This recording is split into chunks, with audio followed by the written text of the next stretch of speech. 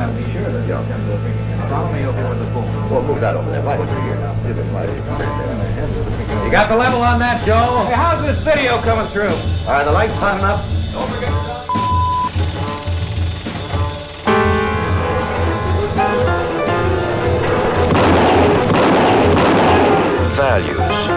Values that nothing could change. And especially do they forget the children of the poor.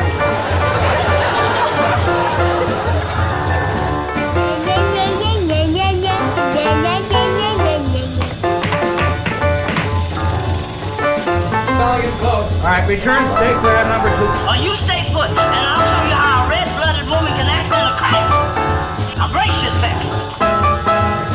Camera and all set. Stand by. When I was a little girl, I had a dream. Nah, I don't want to say it that way. My name is Vivian Millicent Warfield, and I'm going to tell you a story about how I went natural and the experiences that took me from being whom I was to who I am today. My gosh. I have not seen this footage since the 1960s. I think I'm gonna need a tissue. Who are my ancestors? What did they experience? How is it presented to me and my people in the media? Isn't that interesting that I'm looking at myself and not liking what I'm about? Just like this, I gotta be me. Baby, hit or miss. Sitting here all by myself.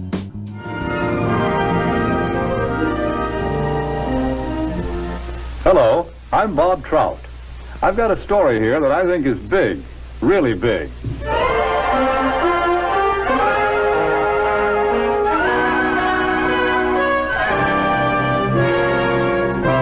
The new Negro family. Their name is Wells or Wilson, Smith or Brown or Alexander or Breen. They live in Chicago, in Atlanta or New York, in Detroit, St. Louis, Los Angeles, any one of 1,000 cities and towns. All over the country, families such as this are enjoying new prosperity. They have new interests, new standards of living, a buying power they've never enjoyed before.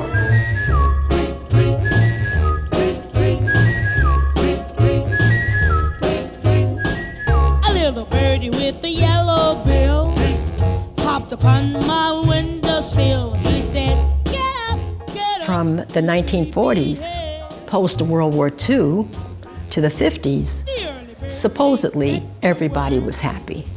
There were 2 cars in every garage and a chicken in every pot. My parents had bought a home in 1938 in Queens. For my family and my peers and my relatives, it was incredibly comfortable as middle-class African Americans benefiting from gainful employment and material objects around us, beautiful homes, and we didn't have any problems immediately in our faces. We were protected. It was a citadel of comfort.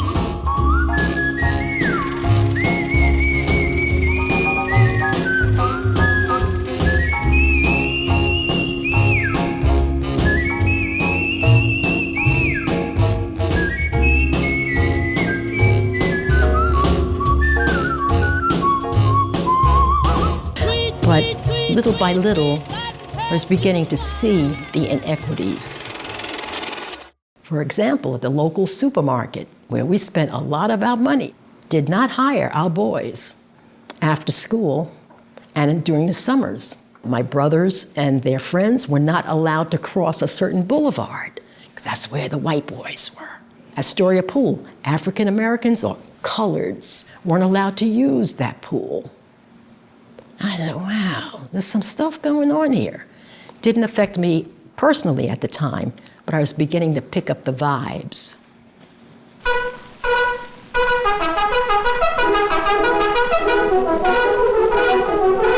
The Lone Ranger. We had a TV in my household from 1948 on, I think the screen was about 2 inches. Now, we would get up on Saturday mornings, which was a great day for kids. We would run downstairs because our grandmother would be making bacon and eggs, and you could smell the aroma. It was coming up the stairs, and we were so excited. Pancakes, syrup.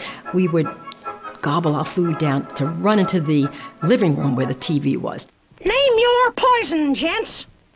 Draw one, draw one, draw one. Coming up. And what was played in early mornings were Westerns, a lot of Westerns. And I remember seeing that image of the Native Americans being the enemy and, getting ready to attack a Conestoga wagon, with women and children. And it was always the Caucasian that was the good person. It had a lot to do with subliminal thought process and what young people are exposed to and how it can affect your thinking.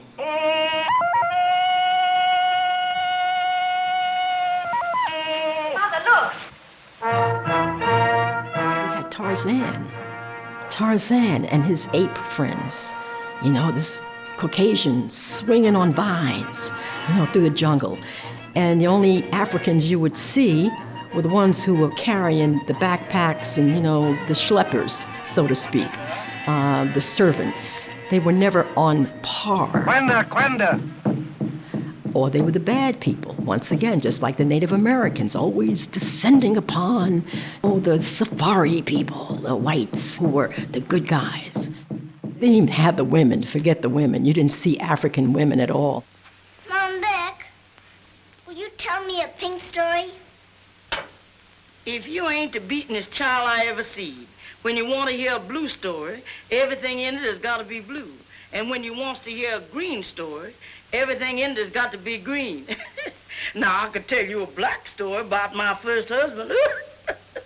They were Stephen Fetchit with the Shirley Temple movies, and he was like, it's all happy on the plantation.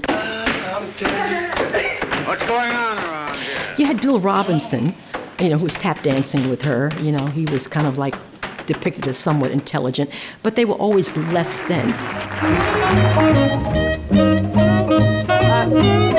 I'm appearing at a local nightclub called the Waldorf Astoria. When you saw colored people, and that's what they call us, colored people, when you saw colored people on TV, you say, Mom, Dad, there's a colored person on the Ed Sullivan Show. Everybody would stop what they were doing and come run over to the TV and look. Thank you, sweetheart.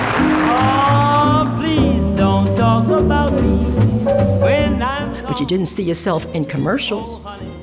I don't care what they were selling. We didn't use the product, obviously, because they never depicted us in the commercials. And if you can't say anything real nice, just remember, don't talk at all is my advice.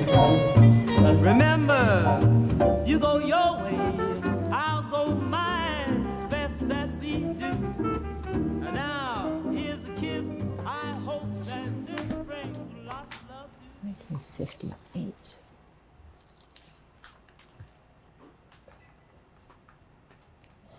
So these are, yearbooks from the Delahanty School.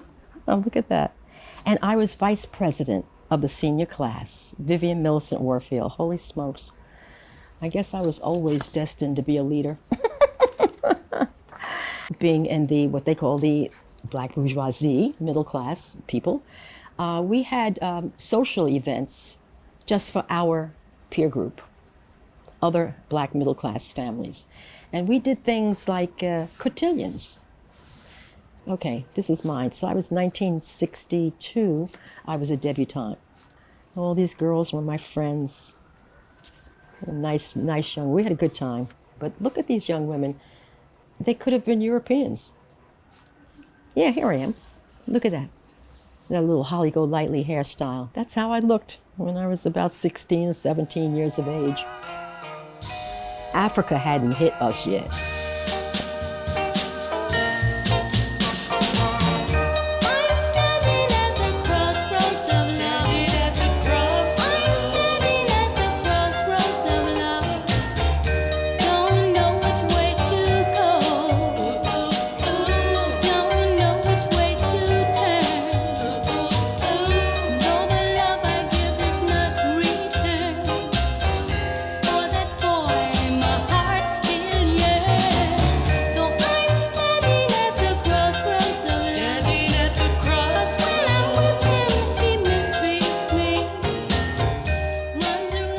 all modesty, I was very attractive. I'm in my late teens. I'm dating, kind of, at that point. And I'm going to parties and dressing in formal attire and debutante gowns. And it was all very pretty, and it was all very Western European, because that indicated that you had arrived. This pretty little girl had grown up.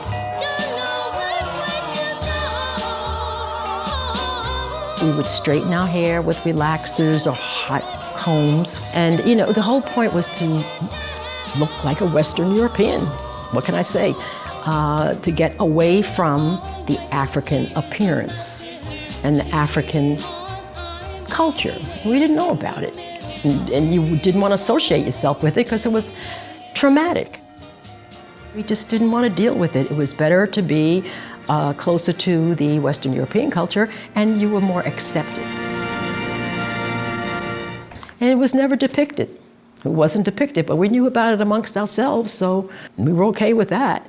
But we didn't really understand the deficit to our image. What I was becoming aware of was the fact there was a stereotype about the African American or colored people. They didn't know about the black bourgeoisie, because we had our doctors, we had our lawyers, we had our college professors, we had people with beautiful brownstones. I mean, my father's people, they owned property back in the 1800s in Weeksville, Brooklyn. They didn't know anything about us at all. We were like this monolithic group of people with darker skin, period. And you keep them under your foot, because then you can feel better about yourself.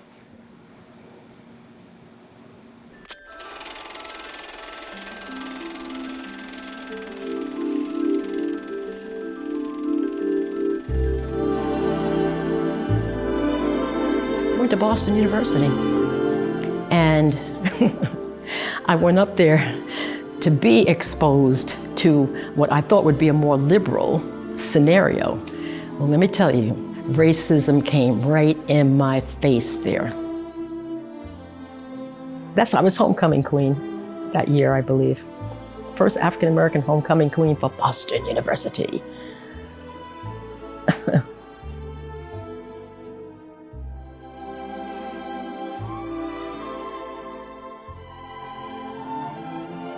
There's Hobie. That's Hobie. That's the dude. Oh my gosh. Oh my. I don't remember wearing my hair like that. A little flip hairstyle. I became engaged to an undergraduate student, a very, very wealthy Anglo-Saxon young man, whose people were Mayflower people. We were in love, we had young love. We were engaged, I had a Tiffany ring. I mean, he was really wonderful. His mother came up to see who I was. And I remember her sitting there with me, we're having tea. And I had the same etiquette she has. And she looked at me and said, "Do you ride?" You know, because they were horse people. She did not like the fact that he was going to marry me. They thought I was dirt. They took him out of school and put him in a lumber camp 3,500 miles away up in Northern California to keep him away from me. And I said, am I that bad a person? Am I that ugly a person?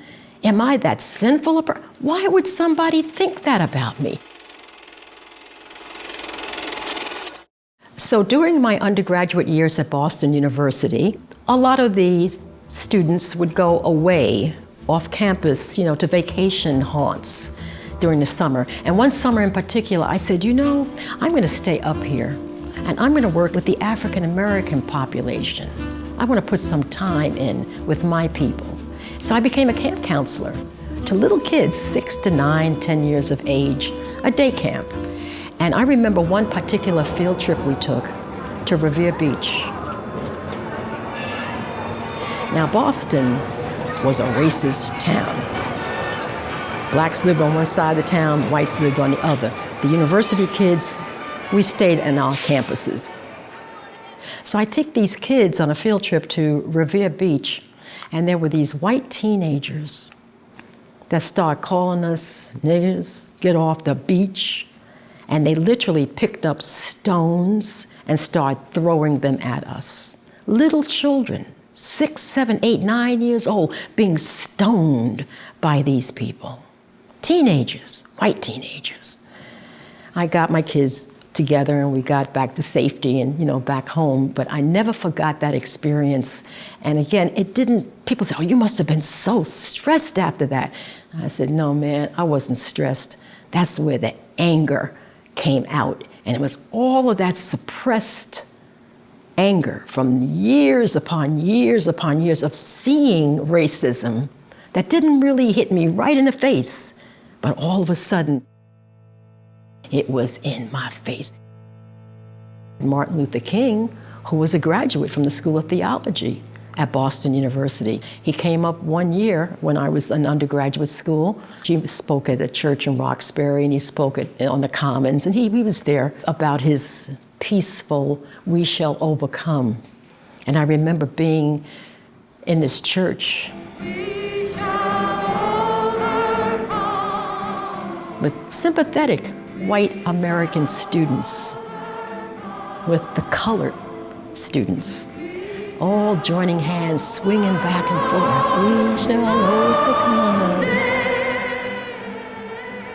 We shall overcome. And I'm saying to myself, I dropped those hands and said, no, we ain't shall overcome nothing. You mess with me, I went to Malcolm.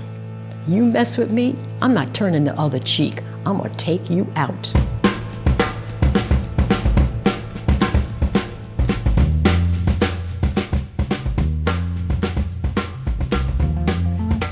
I dropped out of BU, went back to New York, up to Harlem, some black folks.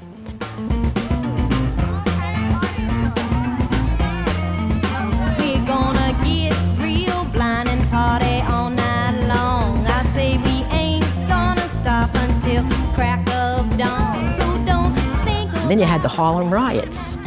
The Harlem riots were because a young man had been killed by the police. This is 1964.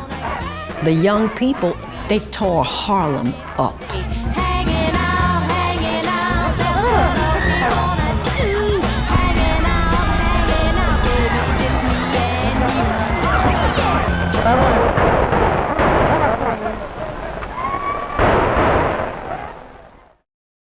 A friend of my father's was teaching me to swim, and it was during the unrest in Harlem.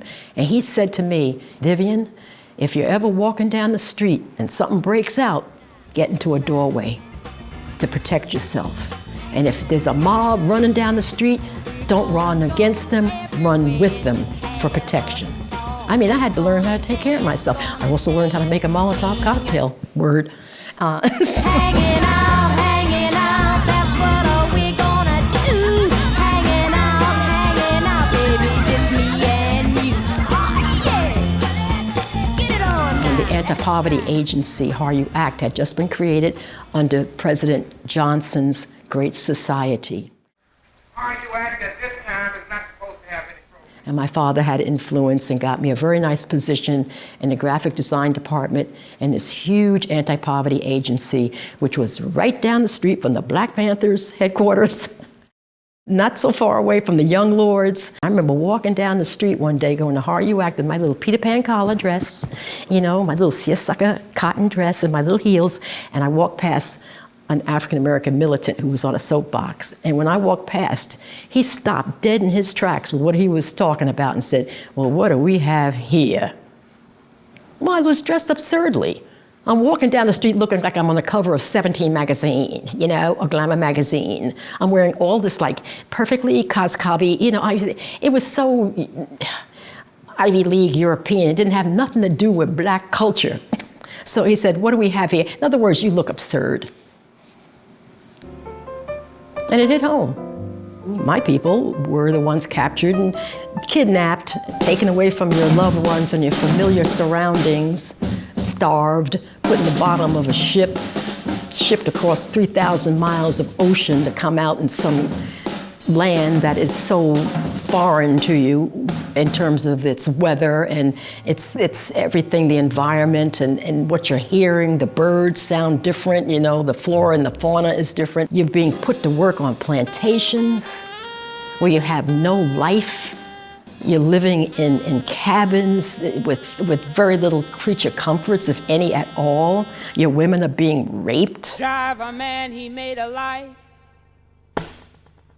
but the mammy ain't his wife. You're being put on in a market to be sold like you were a product in a grocery store. I want that one. I don't want that one. Being lynched. You know, having to work and toil from 5, 6 o'clock in the morning until sundown and sun beating on your head, or maybe being in the house working as a maid, cleaning up after people's, you know, defecation and what have you. And it's not just what was happening here, it's what you had to leave behind. It was really savage, to say nothing less than. My people didn't talk about it. Never heard about it. All I knew is that I know that they had Caucasian blood and somebody had been raped in there because I had blonde, blue-eyed relatives in Virginia. But they never talked about it. Never talked about it. It was an embarrassment. There was a lot of raping and things going on. I remember one time when I was a little girl and my father was preparing me for bed and he was, you know, he was undressing me and putting me into pajamas. And my grandmother came in that room and said, "Don't you do that." And I couldn't figure out why until later on. I said, that brought up some memories. That brought up some memories. There was a lot of stuff going on, immoral, savage stuff happening. But they never talked about it. They kept it close. They may have talked about it amongst themselves, but they didn't pass it on to their children. I had to read about it later on.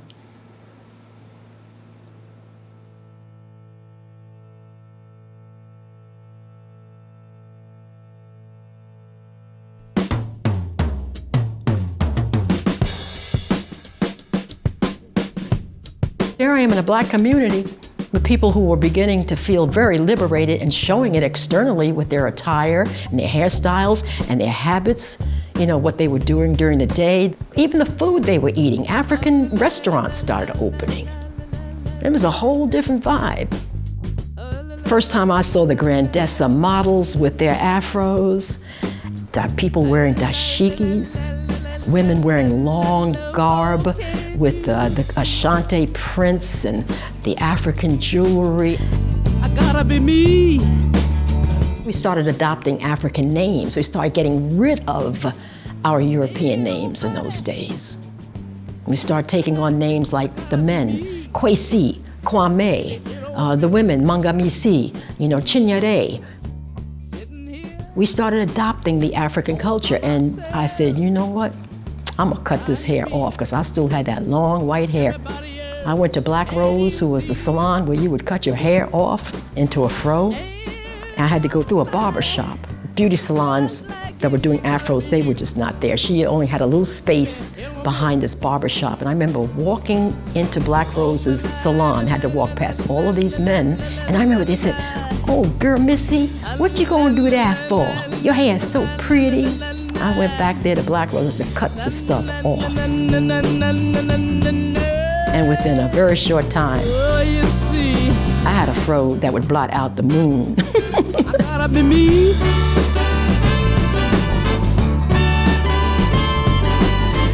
Ain't nobody just like this. I gotta be me. Baby, you don't miss. And it really represented an exterior expression of my activism, in addition to changing my attire and adopting the African ancestrage. The afros that we were wearing really embarrassed some older African Americans. I remember walking through the subway with one of my guy friends. He had a fro bigger than mine, and we're bopping through the subway car, and I remember two white guys said, "Here come the Hottentots." And I remember wearing my hair in an afro, going to the home of a black bourgeoisie family, and the wife, she said, "I don't want you coming up here looking like that." They were embarrassed by it. Now, why you want to look like them people from Africa. They had such a negative image of themselves that had been permeated into their subconscious for centuries. And I was that generation that was throwing off that yoke of oppression. And we were becoming free.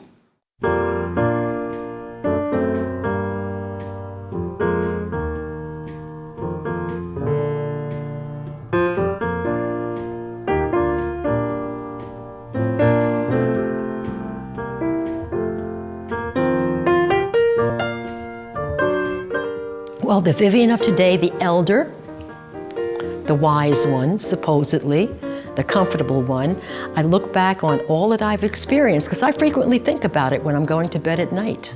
Takes me into my dream world. What I did way back when, this boy, that boy, this neighborhood, this school, whatever. And I say to myself, okay, it wasn't all comfortable, because growing is not always comfortable. As they say, no pain, no gain. And if you're not living on the edge, you're taking up too much space. Things that I should say them loud, say them clear, for the whole round world to hear. I wish I could share all the love that's in my heart. Remove all the bars that keep us apart.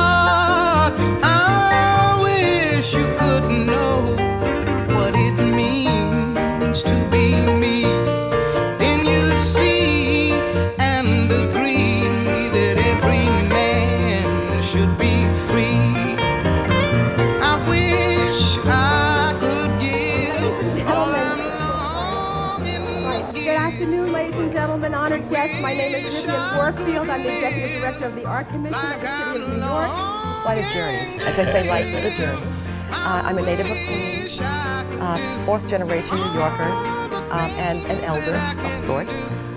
I've had a long, long history in the cultural industry. And I've been in the nonprofit, for-profit, government, academic area, all dealing with the arts. I had my life on and on, raised my own child, did what I had to do. And as we were laughing, when the kid graduates from college and a dog dies, life begins.